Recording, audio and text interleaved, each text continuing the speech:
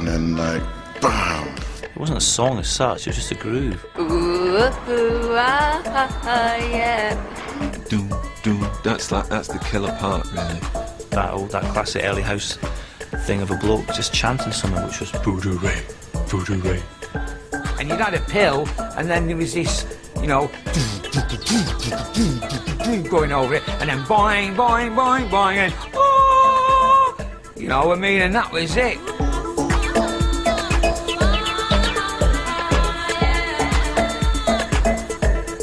Gerald Simpson's masterpiece was designed with one club in mind, the Hacienda. Yeah, Gerald was hanging around the club, you know. We tried to get rid of him, but he kept coming back. Gerald Simpson used to come on Friday nights from early 80, you know, like 84. And he arrived at DJ Box, you know, at some point or other with a copy of Voodoo Ray. I'm sure I just heard my tune, like a bit of it, and then like it came in. Oh, fucking hell, he's playing it. Oh shit, I can't believe it. And then like everyone started cheering. I was like, oh shit, what's going on here? You know, so I ran upstairs to the DJ box. I was like, oh, cheers for playing it. I looked down and everyone was like going off. I was like, wow, cool.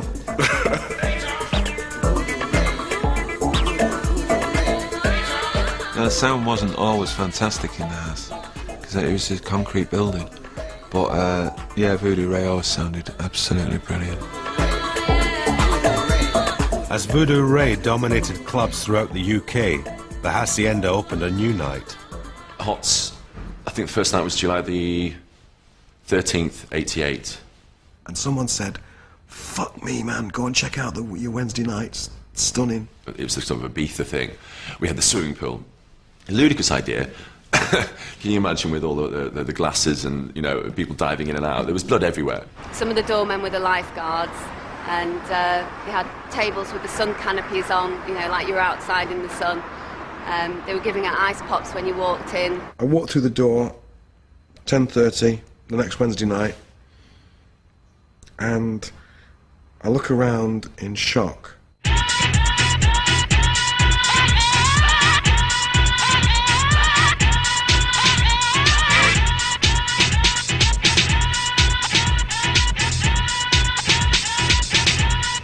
Like a you know, thundering train hit the Hacienda. I remember one night standing in there and thinking, I really wouldn't rather be anywhere else in the whole world, but standing right here, right now, in this place. Too strong. Check this out.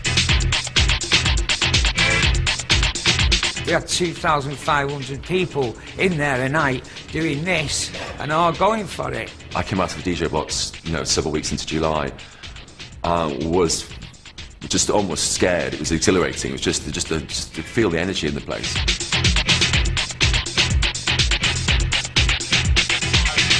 There was a corner called E-Corner, but to be frank with you, once ecstasy set in at the Hacienda, the whole place was, you know, E.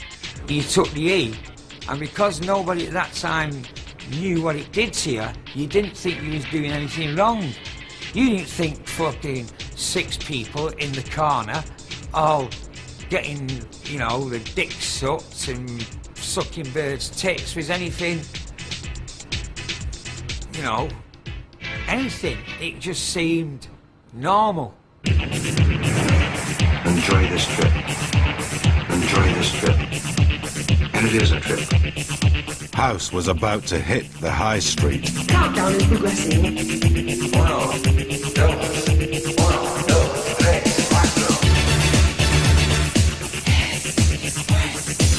The trip spawned 1,500 new ravers every week.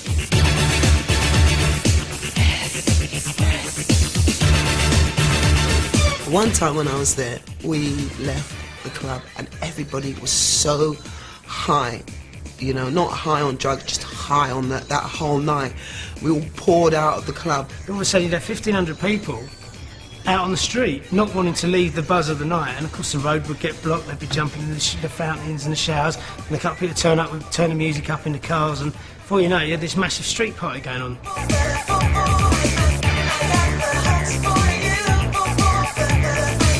I can believe that was the power of what was going on. Hundreds of day-glow acid Teds in central London didn't go unnoticed. I think the big kind of sea change was a handful of clubs added to another handful of headlines in the Sun equals pandemonium. They help fuel, they help make it get bigger. You couldn't control it. Once it was out of the bag, it was out of the bag. I'm sure that lots of people probably never heard about what was going on until they read about it in the daily newspapers and thought, oh, we'll have to have some of that. So all of a sudden, everybody in the country wanted to get onto the kind of acid bandwagon. As the tabloids fueled demand, acid parties exploded across the southeast.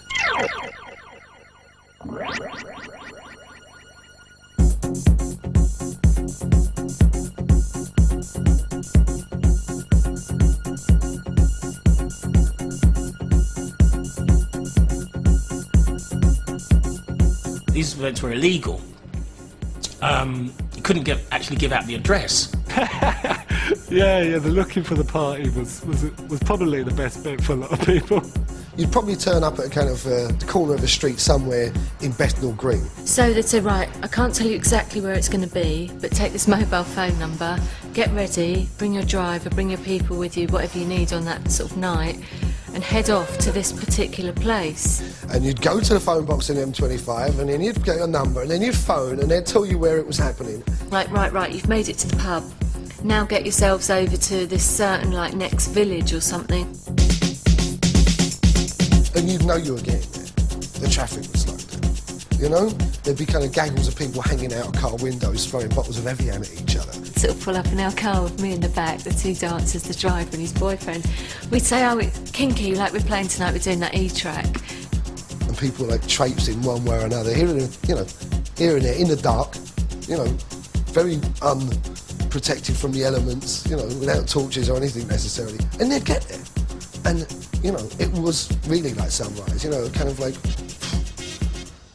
10,000 kids going mad.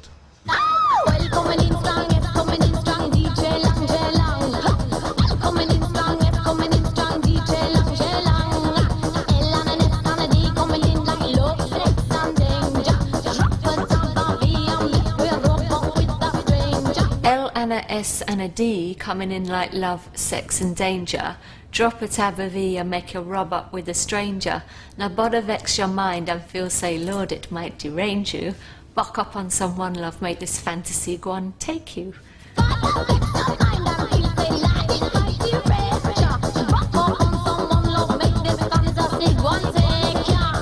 Everything Starts with an E prompted a rapid reaction from Radio 1. Radio 1 BBC banned it, and they said, you know, due to its lyrical content, and they said it was inciting the youth of today to consume drugs.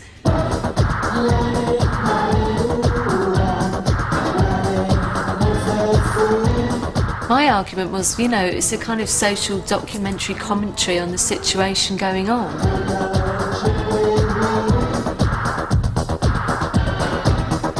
As acid house took over the nation, the papers fueled a moral panic.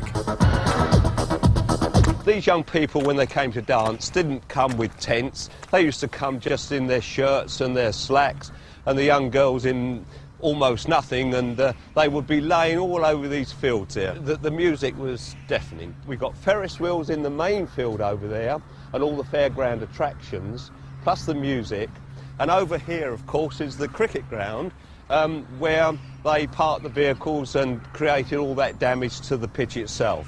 If I was to say that there was about 1,000 people in this village, which was swelled by at least another 20,000 between a Friday evening and a Sunday afternoon, one will get the idea of the perspective of a fairly sleepy, typical English village being turned into almost a dump, with drugs, music that carried over 4 miles, people urinating on front lawns, and worse than that, you'll get the picture how villagers felt, how the local parish council felt, and definitely how the greenkeeper of this lovely, lovely cricket ground must have been beside himself.